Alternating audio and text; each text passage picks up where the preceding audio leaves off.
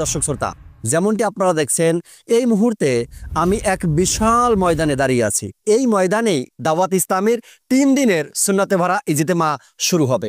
আর সেই ইজতেমায় আল্লাহ পাকের কালাম কোরআনে পাকের তেলাওয়াত হবে। নবী করিম সাল্লাল্লাহু তাআলা আলাইহি ওয়াসাল্লামের শানে নাত শরীফ পাঠ করা হবে। বিভিন্ন বিষয়ভিত্তিক সুন্নতে ভরা বয়ান হবে। প্রয়োজনীয় দোয়া ও সূরা মুখস্থ করানো হবে। সুন্নাত ও আদব শেখানো হবে। আর কেঁদে কেঁদে আল্লাহ পাকের দরবারে দোয়া করা হবে। তাহাজ্জুদের মনোরম দৃশ্য মনকে ছুঁয়ে যাবে। 5 ওয়াক্ত নামাজ জামাতের সাথে আদায় করা হবে।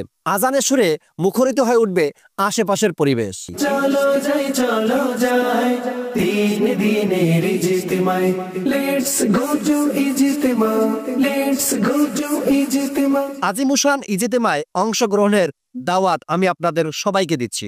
24, 25, 26 ডিসেম্বর 2025 বুধ, বৃহস্পতি, শুক্রবার ঢাকার এয়ারপোর্ট আশিয়ান সিটি ব্লক সিতে আবারও শুরু হতে যাচ্ছে।